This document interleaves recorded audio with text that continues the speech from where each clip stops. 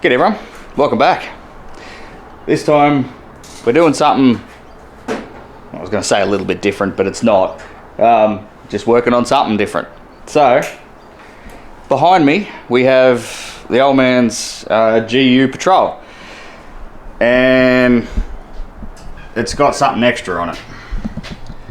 So, if anybody's been watching the channel for a while, they might recognise that supercharger as the one for the RX-7. Well, we're doing a test fit to see if we can supercharge a ZD30 3 litre diesel non-common rail.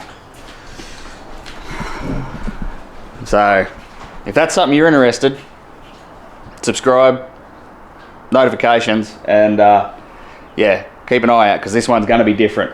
I had a bit of a look online. I couldn't see any, not a single one come up for a supercharged ZD30. So I'm not going to say it's a world's first, but hey, till someone proves me otherwise, why not? So let me give you a little bit of a rundown of the engine, the truck, and why we're supercharging it. Alright, so the Patrol was, oh well, okay, let's do this. There's the truck. So 2004 GU Series 3 Patrol. Really nice inside. We brought it, Dad brought it with a blown engine, which is very common for a 3 litre non-common rail. Anyway, so the old man brought it. We stripped, or did a full engine rebuild on it. That supercharger's just sitting there, by the way. There's nothing made for it. Did a full rebuild on the engine. Aftermarket pistons, all good bolts, ceramic coated pistons, ported the head, ceramic coated head, custom intake, as you can see, full custom exhaust, actual like dump pipe and all the way through. It's only a 3-inch, it's nothing wild, but had to be custom fit. The exhaust manifold I'll show you in a sec. Big radiator, and then hiding down in the front is a 600 by 300 by 3-inch intercooler, and all, you know, big piping running through. What we did though is we got rid of the variable geometry turbo that was on it in favour for a gated ceramic ball bearing turbo. I went through and I made a full custom manifold, all made with steam pipe, TIG welded and everything. Pity it's wrapped because it does actually look pretty decent, despite the industrial looking flange, but hey, it didn't bend. Anyway, this particular turbo was put together by a company called MTA. They were really good to deal with, you know, quite well priced. It's built to a 2867 Garrett spec, basically, ball bearing center with a high flow impeller. But as you can see, there's a little bit too much clearance around that, and she's locked up tight, like just completely locked up. Driving along, went to overtake, put the foot down, and no boost. So yeah, it's not good. Hasn't been on the car that long either, but anyway, we're going to send it back and get them to assess it, see what failed and why. It's a little bit of a sort of, you know, doesn't really matter anymore, because this is the second turbo we've had on it, and we're done with blowing turbos. So what do you do when you're done with blowing turbos? Supercharge it. Stop putting turbos on it. Simple. Can't blow one if you don't have it. Now, with this setup, we got it tuned by East Coast Performance down at Tuggerah, so they're Central Coast. They did a pretty good job. No real qualms there. Rolled up on the dyno, and if I can get them to email me the dyno sheet, it made 210 horsepower and 780 newton meters of torque to the back wheels. It was on 29, so it was on the factory size tires there, so it hauled. It's also got a shift kitted auto and a re-trimmed torque converter, so it's got a lower stall speed. It's got reduction gears in the box. It's a weapon of a vehicle off-road. It's got a front e-locker and a shimmed LSD in the back. It goes really well off-road, and the power is pretty wild. But this turbo is slightly too big anyway, so you would start making usable boost around 2, but really nothing sort of proper come to life by about probably 2.2, 2.3 in the RPM range. So it's pretty high for a diesel. These things rev out to 4.5, so it's not the end of the world, but yeah, we've got a pretty big trailer that we tow with cars and things, and for towing with the slower stall speed in the converter and this turbo not quite making boost down low, it could be a little bit of a slug to drive off the line. Anyway, all that's going to disappear. No more turbo. That supercharger, as I said, if you've been watching the channel for a bit, you might recognize it. It's an Eton M90, so it's a decent size, for especially for a 3-litre diesel. Now, that's a lot of talking for the start of a video, but this whole video is going to be highlights and time lapses. We really need to get this car back on the road, so I'm just going to smash into it. It won't be full in-depth machining videos and things like that, like some of my previous ones, like the RX-7 and things like that. This is going to be a highlight reel. We'll show you the process, and then, I mean, we'll see how we go, but hopefully we can even get this thing back up on the dyno. Maybe not in this video, but we'll certainly have it running and driving. We're going to stick our wideband sensor on it so we can see what the AFRs are doing with the new supercharger.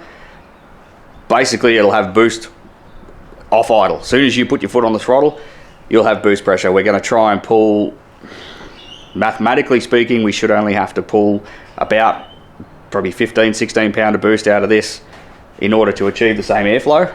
So we'll see what we can run, but hey, if it needs more, it's going to get it. So anyway, like I said, that's enough talking. We're going to get some stuff done. First step is manifold for the supercharger. So yeah, I'll bring you back when there's some proper progress to show. That's a fair start. So what we've got now is we've got a plate. Well, that's actually a bit of angle. Hang on, let me get the... So that's where the supercharger is going to sit. That's its final resting place. When we make our lower pulley for the harmonic balancer, which is all the way down in there, it comes up and it'll start, the pulley will start about here, and it, be about yay wide. Like I said, this is the charger off my RX-7. We've got another Eton M90 coming off Marketplace, so they're still around if you want one. Just seriously, Marketplace, $500. They're not that, they've gone up a little bit. I mean, I only paid 100 for mine, but anyway, COVID, inflation, all that jazz. So the other one that's coming is basically exactly what this was, but completely standard. So the elbow will still bolt on at the back, and the snout I'll actually have to bring back further, but that's all right. That's not too big of a deal. I've got some experience in that, but we'll get this off with one hand if we can without breaking things. Oh, hang on, stay. There we go. All right, so that's where we at. It's just a giant plate, or 2 plates, so that's a big bit of angle. Comes in, drops down the other side, bolts to the head. So we've got a bolt there, bolt there, bolt there, bolt there, and then we're off the alternator. It's solid, like really solid. I do still have to weld in, I've got some 10mm flat bar there, some 100 by 10, which I'll weld in this space, and that will give me the entire base for the charger. Now, I was originally not going to sort of worry too much about the standard mounting locations on the charger, but I will now, because this plate I thought was going to be a lot more mucking around, but it's really not. We'll trim it all back once it's done, we'll scallop it in here so it looks pretty, and same with the back. We don't need miles of meat hanging out, but yeah, and if you can see down under there, so I can scallop out the top of that, like where it's just sort of hanging above that manifold, or the manifold bolts, and I've got miles of room in there to build a full stainless steel custom exhaust manifold, and it'll come out and it'll V-band down onto the 3-inch exhaust. It'll be pretty flash. So yeah, next step, we're going to get this plate welded into here, and then I'm going to come through and I'm going to mark and bolt down the supercharger, and then we can start working on getting the outlet sorted. So I've got a bit of 4-inch pipe, 4-inch aluminium pipe coming, and the width of the outlet on the charger is 4-inch. So essentially it'll weld to the bottom here and come down and sort of come forward. These aircon lines are going to get moved, but it'll come forward and join back up with the factory, sorry, not factory, the intercooler piping. So it'll just come straight out of the charger, merge straight back into this intercooler piping, go through the front mount, and straight back into the already modified intake. Don't judge me on that intake. I did it, I've never been happy with it. One day I'll redo it. It does work, but it's just not pretty. So anyway, like I said, one day I'll redo it. But yeah, this is us for now. Welder plate, get the outlet done. If we can get this whole thing done today, that would be a big step. Well, there we have it. From everything I could find, couldn't find any reference to anybody else putting a supercharger on a ZD30, so you know, first of its kind. Not going to say the only one in the world, but the only one I've seen. So 4-inch tube. Actually, let's get that. Hang on. I'll bring you back and we'll get that supercharger off and give you a good look at the manifold. Alrighty, so we're not fully bolted on. It's only sort of still just hanging there. We've got the alternator bolt in and then a few more up the back. When it is all bolted up tight, it is solid. So, but yeah, there's our discharge. So, sort of best as you can see down in there. Goes around the corner nicely. That's a 4-inch. It was a 4-inch 45-degree bend that I sort of had to cut and sharpen. Definition of square hole and round peg. I had to put it in there and then splay it out. And anyway, it'll get a little bit more touch up in there. It's not completely finished as far as finish work goes, and I do still have to mount it back up, or mount it up in the mill and machine the surface flat so that it seals on the gasket. The only other thing left to do as far as piping goes is I just need to modify this intercooler pipe just to obviously come across to there.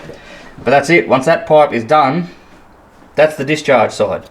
So the only thing left, well, I mean there's still a lot left, but the next thing we'll work on is the harmonic balancer, or the supercharger pulley off the harmonic balancer, because I don't have my stainless, so I'm making a stainless steel set of extractors. Don't have my stainless bends yet, they haven't come in. So the next thing, like I said, we'll start machining a pulley down there for the harmo. And I still don't have, we don't have the actual charger yet, so that black supercharger there, that's still the one for the RX-7. We don't have the actual one that Dad's going to use yet. Not picking that up until tomorrow, so I can't do anything as far as chargers goes, because I'm not going to go cutting mine up. It's already modified for my application. So yeah, keep plugging away. I've got the block of alloy there to machine the pulley out of, so we're going to go a 10 rib, so a 10 PK multi-rib V-belt. Not going to go notch belt like Gilmer Drive. It's too noisy. They're too noisy, and they're also very very power hungry. It takes a lot of energy to let's word this right. You get a lot more parasitic losses trying to turn a Gilmer Drive than you do a multi-rib V. So anyway, yeah, like I said, we're going to get into some machining and keep moving forward. Alrighty, update time. Just finished machining the pulley, so a 10 rib pulley for the what will be the harmonic balancer drive. So I started machining this. The idea was that I was actually going to machine and weld in a ring in here that we could then drill and bolt to it. Started machining, and this machine's like cast iron. I mean, I know it's cast. If it was cast steel, you could sort of get away with it. Cast iron, you can't. It's just, you can't do that. Anyway, so new plan is this back section of the pulley that's still got green material on it. We're going to machine that down, and then we're going to machine this all the way down to the step, or to the base basically. And there's enough meat there that that section there will press in all the way down to there. Now it'll be a very high interference fit, and it'll have heaps of Loctite on it. But the power transmission that you can get from an interference fit with that much surface area is far more than what the supercharger is ever going to require to spin. Also, we're working with aluminium and steel here, or cast iron. This is going to expand quicker and more than what the cast iron ever will. If we get the other way round, in theory, like if you had an aluminium balancer and a cast iron in the middle, then in theory the aluminium would expand more and you would lose your interference crush. You're not going to go this way. You'll actually increase the crush as it warms up. So anyway, that's what we're going to do. We're going to put that back in the lathe, spin the back of it down, and then spin the bore of the balancer out. Not much, just not a great deal more than what we had there. I don't want to remove too much material, but we'll spin it down, heavy interference fit, press it together, and away we go. And that bore in the center there is to allow room for the socket that goes onto the center nut. So yeah. Alrighty, update time. Pulleys are together. So that went together absolutely beautiful. I didn't film it, I probably should have. So like I said, they're pressed together, but they're actually not pressed. There's about a 3 thou interference. So what's that? 0.075 of a mil. This is bigger than the bore. That was in the freezer overnight, and the actual harmonic balancer we put in the oven about, I don't know, probably maybe 70 degrees Celsius thereabouts. Not hot enough to damage the rubber at all, just hot enough to get it to expand. Absolutely coated it in spline lock, or like retaining compound, Loctite retaining compound, and then slid them together, and they just dropped in. You sort of gave it a bit of a half sort of 3/4 of a revolution, and it just went and locked up. That is going nowhere. I mean, I'm sure there's people out there that can calculate the actual force required to get that to spin on that, but it's going to be way less than what the Supercharger is ever going to pull. And like I said before, aluminium expands quicker and more than steel does. So it's not like as everything heats up, this is going to become loose. It's not. This is actually going to become tighter in here as everything heats up. So anyway, I have no qualms about that press fit at all. So next step, we're going to get that on the car, which is always fun trying to crack that balancer bolt, being a bloody automatic.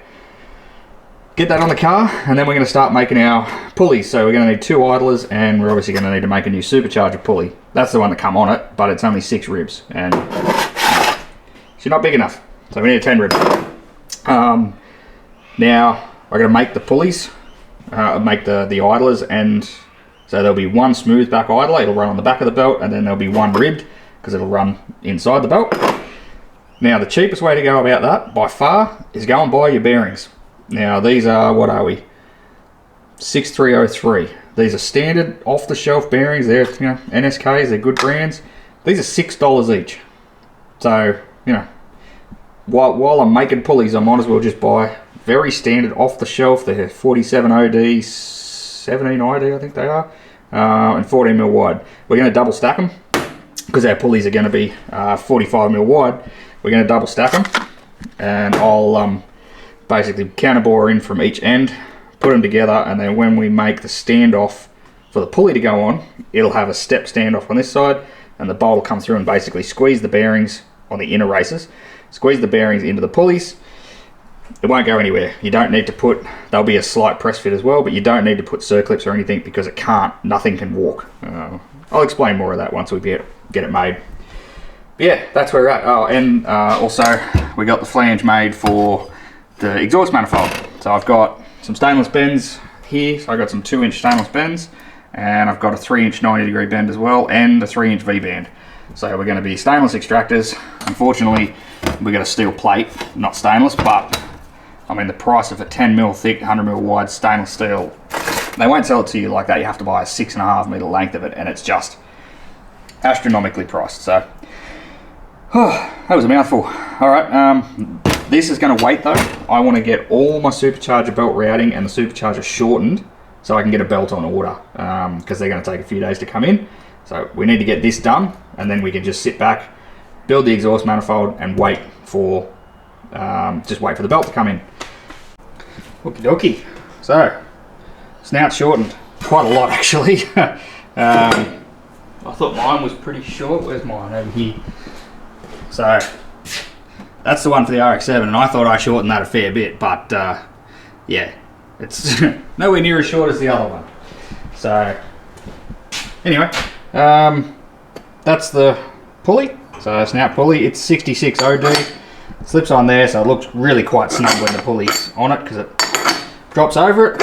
I haven't drilled the front yet to bolt it onto that, but it's coming. That sits down and recesses down in there, and then a whole lot goes on there.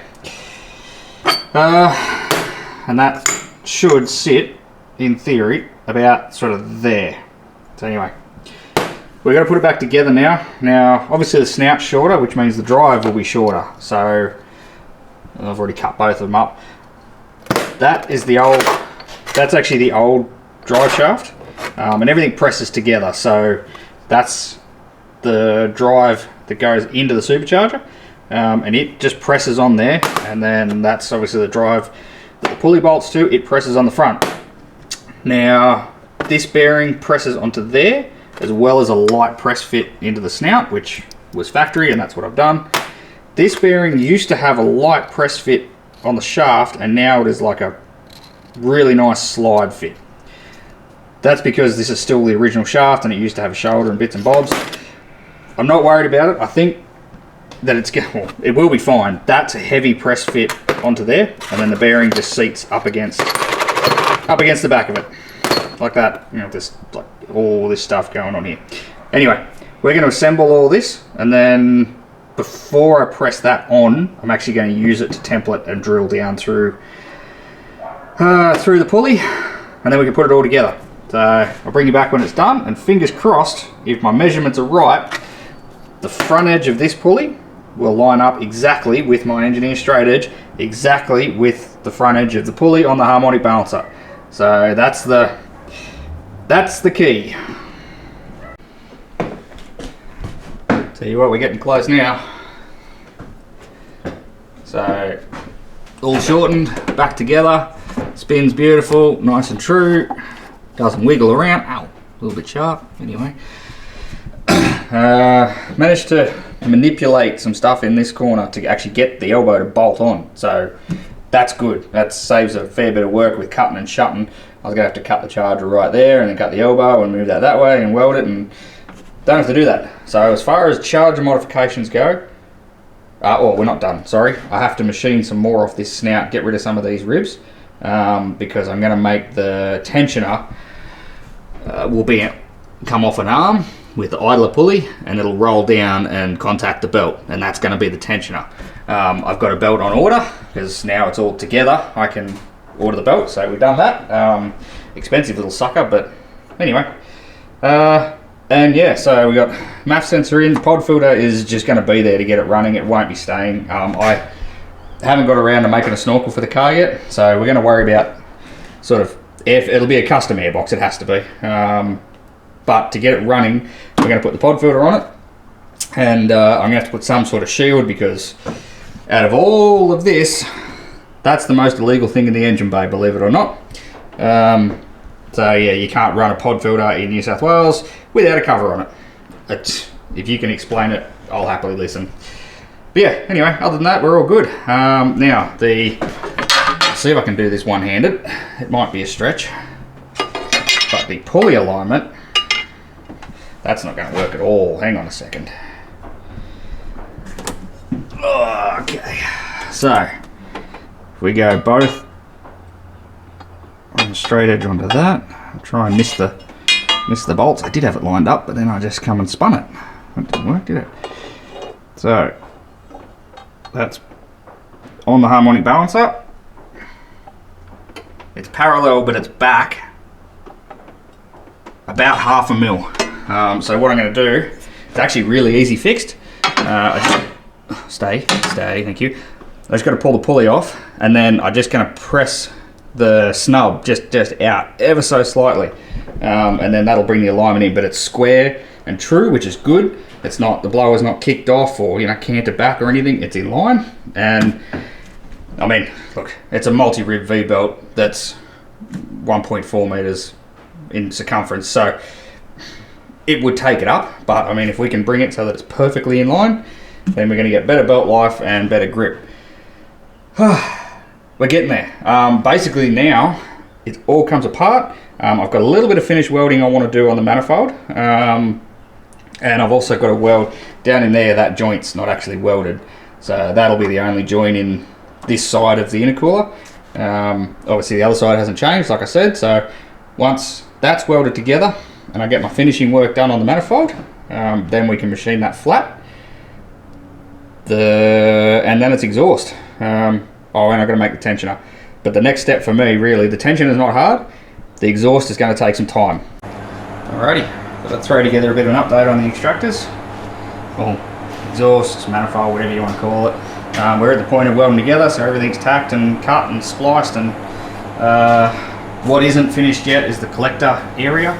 As you can see, it's still a little bit manky down in there, and also it doesn't quite made up yet, but I want to get all these seams welded so that way I can come and heat and push and bend and whatnot to get it around. So that's 3 1/4. That's 3. I've got a 3-inch V-band that'll go onto there, but yeah, 3 1/4 is going to help me there. I could probably go 3 1/2. That would sort of help, but I mean, I've already got this little reducer here, and it'll give me somewhere to put an EGT probe, which I've already got in the car. And yeah, it'll be really interesting to monitor EGT on this. I mean, we've got no back pressure anymore, or none to speak of. So therefore, EGT should be far lower. Who knows? At this point, it's sort of very much trial and error.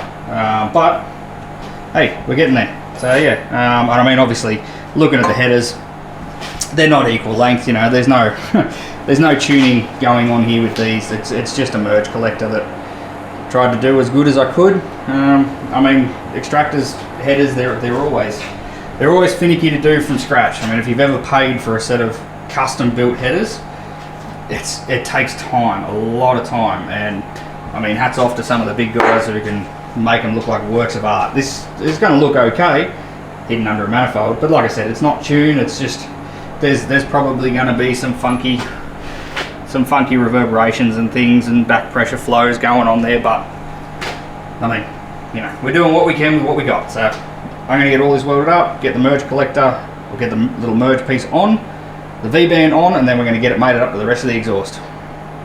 Alrighty, so V-band's on, all welded up. Rest of it's all welded. Merge collector all done. EGT probes in. Sort of tried my best to tidy up down inside the collector there. It's not bad, but it's not fantastic. It'll do though. You know, for what we're doing here, it's going to be just fine. So yeah, we're gonna sort of get it all sorted on the car. And I had to come through and machine this front face here. It got all warped when I welded it. It was pretty ordinary. It was twisted, and it was also bowed as well. So, but it's all good now, nice and flat, ready for mounting, and it should be good. I'm tipping that it's going to make the car pretty loud, but it'll be fine. We've got to put the elbow on as well to finish the rest of the exhaust off. But yeah, I'm pretty happy with it. I think it came up pretty good overall. So let's get it on the car and get moving.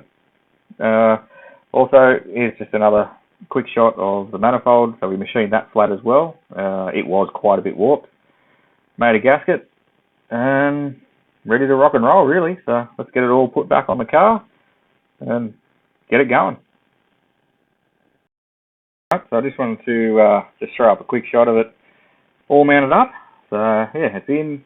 V-band's fitted down the bottom and all bolted up to the head nicely. So yeah, the manifold sits over the top right, doesn't foul on anything, and we're good to go. So all I've got to do is the elbow on the bottom, and yeah, and we're getting pretty close to firing it up. Here we go. So that's it. The exhaust manifold's obviously tucked right up under there. You might be able to see it from over here. Ow! Tucked right down in there. You can't really see it. Yeah, pod filter. Like I said, we need to cover this pod filter, but we'll worry about that later. We want to see if it works first. Airflow meter's back on. This pipe's all done. So this pipe had to get welded. It wasn't finished off, but it is now. And I ended up changing what I was going to do. With the tensioner. So like I think I previously mentioned, I was going to machine up here for a tensioner that swings sort of down and contacts the belt about here somewhere, but that's not going to work. Down there, if the shadows will stop playing games with me, the supercharger belt itself was actually going to run into this sort of hump on the front pulley, so we had to move the tensioner further down to get it away from that pulley, and just ended up making this big plate and spun up an idler, which there's just a bolt back up the underside that pulls this idler down towards the belt, and then you lock it up like an alternator tensioner style. Nothing fancy. I don't know whether that's going to be enough. I mean, this is a pretty long belt, and we'll see. Yeah, it may need a spring tensioner on it, but we're just going to have to see how it goes. Like with all of this, it's, you know, like I said from the start, I haven't found another one. Yeah, I haven't seen another one on the net. I haven't really seen much reference of another one being done, so there's no real, you know, information to go off whether it's going to really need a different type of tensioner or anything. But yeah, we're all assembled. It is ready to turn the key and go. It'll start. I mean, the engine will definitely start. We know that. You know, the car's only been off the road for a month, so it's not like it's been sitting for years. So a couple of things we really sort of got to keep an eye on or pay attention to is the belt, for one, whether it's going to slap around and carry on or whether it's just going to sit there and work. It's going to be loud, I guarantee that, because there's no, turbos do a really good job of shutting up exhaust noise, and this doesn't have one anymore, so it'll be loud. Hopefully it's not too loud, but we'll see. We may need to put a muffler in it, maybe. I don't know. And I mean, we want to see how much boost we make. I'm not really expecting it to make boosted idle. We're not spinning the charger that hard, so at maximum engine RPM, we're only spinning the charger at 10,000, which is not very hard for these chargers. So, I mean, I'm not expecting it to make 15, 20 pound of boost. Be nice to see 10, but I mean, we'll just wait and see. Like I said, one giant experiment, who knows? So yeah, let me get you set up in a stand, or I don't know, we'll just see how we go, and we'll fire it up. We'll do it together. Let's see what happens. Alright, so we got Dad in the car. I've got the wideband, or the wideband's just sort of hanging there. Oh, plugged in. Yeah, alright, so we'll plug that in. Yeah, we'll see how we go. We'll see, I'll get the phone out and use the phone at the same time. We'll get some recording happening from different angles. Alright. You ready to go? Alright, blowing it up. Right. Right? Yep, good to go. Blow it again. Blow again. It's been a while. Yeah.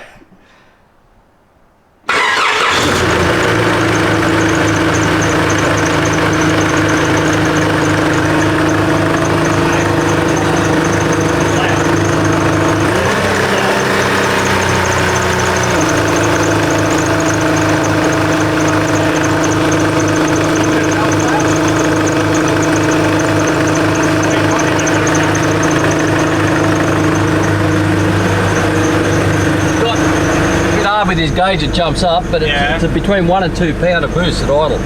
At idle? Cold. As it sits? There it is, right there. Alright, we'll go around and have a look. I think we might have to tighten the belt. I can hear it squealing. I can hear the... Actually, I don't know if it's a supercharger belt or not, but I can hear a belt just squeaking. Oh, well. We'll see. Fire it up and warm it up, and we'll...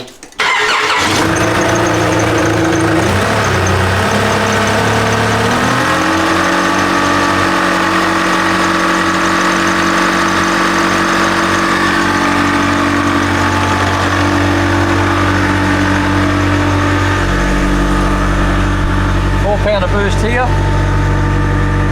1400 RPM. Yeah. Alright. I'll bring it back to idle. What's that, 600? And yeah. We're showing boost. Okay. 1800.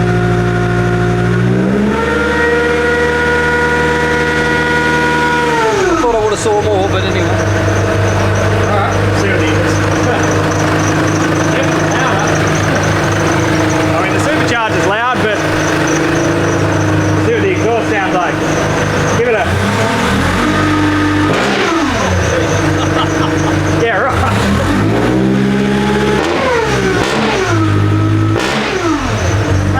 Does not sound like a diesel. Doesn't sound like a diesel.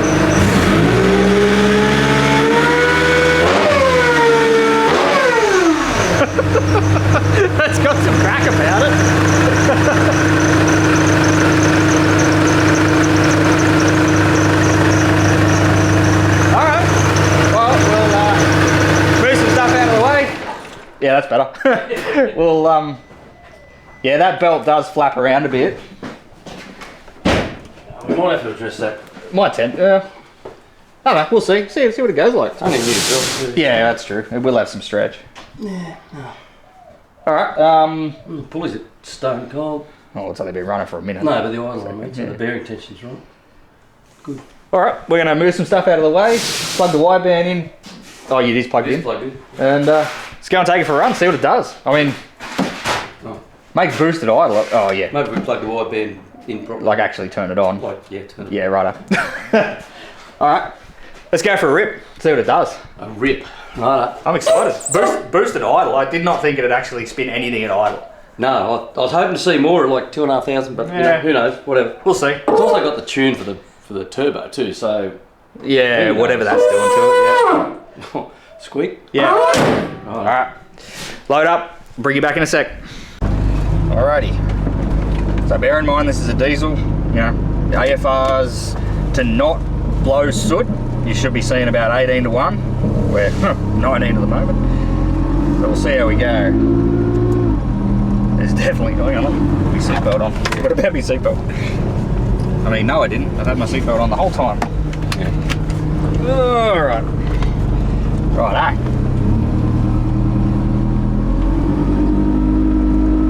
17, oh jeez. Like, same boost, 4 pounder, 1800. So the turbo was tuned to 25. We had run it up to about 28 and it seemed pretty happy, pound of boost. So we'll see what this thing does. Oh, that's pretty rich. Oh, that exhaust is not. Okay, yeah, we're going to be doing something. I got muffler shopping today. We're going to be doing something with the exhaust. I don't know if it come across on camera, but it's got a hell of a like a big fart, yeah. So obviously being a very open, yeah, you're right. Yeah, I'm naughty. Yeah, obviously being very open is loud. It's freaking loud in here. Oh, and Rich, you seen boost? Down low it feels really responsive, but I'm hardly touching the throttle. Yeah. But that would account, you know, a couple of pound of boost off idle, that's good. Yeah, so that's, which is, you know, what sort of oh, that sounds... Even on light load, that's really light load. Okay, that sounds pretty horrible actually. Oh well, that's fine. We can put a muffler in that. We've got a nice little private road out here, it's not far. Yeah. We'll go up there and we'll see what it is. We'll give it a square. So rolling around, we're sitting about 20 to 1, which is fine. Yeah, we got 4 pound of boost and 1800. 16, 1800, Yeah. third gear, yeah. You sort of got 4 pound of boost as soon as you move. I mean, Well, that gets touchy. rich. Yeah. It's touchy. Another one, we're driving the BMW. Yeah. Alright, I'll bring you back when we get where we're going. Yep. I'll try and capture some of the dash, we'll see how we go. I don't think it's really going to get... It's not really going to get the boost gauge, I don't think. No, you can't focus on the boost gauge. No. Anyway, so we're at idle. Focus on that. Come on, focus on that. There we go. So you can see the tacho and the AFR gauge. Right. So I'll take off normal and then go full throttle. Right. Alright. That's a normal sort of takeoff.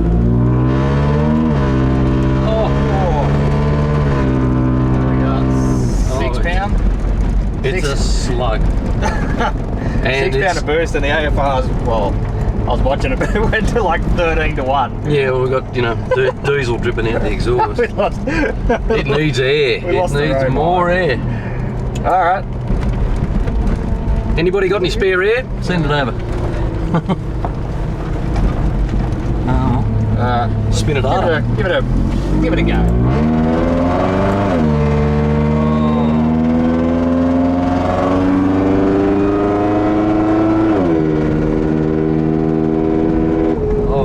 Oh, jeez. She's rolling. DG2s are at 600. Yeah. Oh, no. Yeah, just feel the burn. Yeah. What was the boost pressure then? Oh, so I think it's about 6 or 7. Oh, okay. If that. All right. Well, hang on, I'll just run it up onto high idle here. Yeah, we'll see what it actually do that spins. with the diesel, so. Yeah. Alright, it seems out it's a flat boost curve. Hang on. Oops, sorry about the camera work. Right. Not even a boost curve, so I don't know if you can see it, but I'll bring her up. Right, so that's 2,000 RPM, we've got 5 pound. 2.5, we've got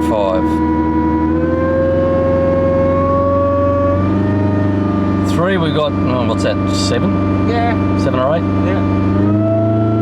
3.5, same. 4.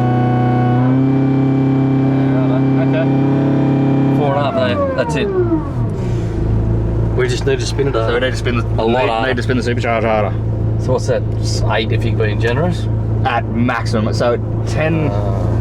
Okay. Well. Okay. We're definitely not getting the airflow. I didn't bother looking at the AFR gauge. So. Well, I think the experiment. Oh, Well, it's not over. no, we're not over yet. There's still room to work. So. Okay. So if we were getting 8 pound of boost to 10,000 RPM, if we spin the supercharger, sorry, that exhaust is.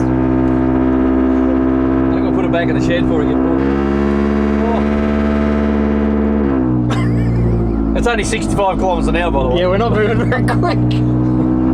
Oh, that exhaust is bad. Yeah, it's not fun. That's real bad. Anyway, we're going to get it back to the workshop and We'll talk then. we'll have some assessment because I'm going to block my ears. Oh yeah. Wow. Well, we made it back. It survived its first test. Oh, where are we pointing the camera? Point the camera at me, Dingleberry. It survived its first test run. Supercharger noise really isn't that bad in the car. I thought it would be louder than it was, but it's not too bad. That exhaust is atrocious. Yeah. So we're going to order a muffler. It's got to go in. There's no two ways about it. A big one. Right. So let's address the lack of power. I don't know. Like I said, this whole thing's been one giant experiment. You know, we blew the turbo. Worst case, we put a turbo back on it. I'm not that stressed about it. It's just, you know, you got to give things a try.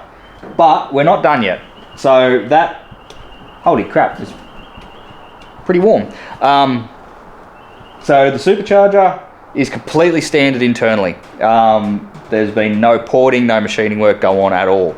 Now, I know from experience and talking to people who have had a lot of experience with these chargers, there is some pretty intensive modifications you can do that help them go a lot better and make them a lot more efficient. So I think what we're going to do is we got a little bit of baseline data now, so you know we got a rough idea of what RPM boost happens. So what we're going to do is we're going to mod the charger, I think. So I'll give you a look. I got mine here. So some of the things you do, there's a bridge across there, which I'll show you when we get it off. That will be next episode. We're not going to do it this episode. There's a bridge across there that you take out, make this V a little bit bigger, and there's two big lugs, two big aluminium castings in here. You take them out, and then on this particular setup, we're also going to machine this back edge out here, and it'll make use of the bypass port. So when you're sitting there at a set of traffic lights at idle, say, that bypass port will be open, which will unload the supercharger, just to help reduce heat. There's some of the main ones, and then also the intake of the charger is, there's a lot of room for improvement back there. So I can't see it netting us much more positive boost pressure, but then again, it might. But I think what it does is it helps improve efficiency. Having said that, I've never seen back-to-back tests, so that's what this will be. We'll give it a go. If that doesn't get us anywhere near where we want to be, we will spin the supercharger harder. Now, there's two ways to do that. You either make a smaller pulley on the charger, or you make a bigger pulley down there on the harmonic balancer. I can make a smaller charger pulley, but like you saw, this pulley itself actually slides over the snub, and in order to make a smaller one, I've got to bring the snout back even further and basically make the pulley right at the end. I can do it, but I'm a little bit worried about weakening. Anyway, we'll assess it. Or like I said, we make another one for the harmonic balancer and make a bigger pulley down there. We'll see what happens, see what material's available and go from there. And then, I mean, why not? So, yeah. A little bit disappointing, to be honest, especially when we first fired it up and you can see boost pressure at idle. I thought, you know, that's really encouraging, but here we are. I mean, you know, who builds something and then have it work absolutely perfectly first time? Just doesn't tend to happen like that.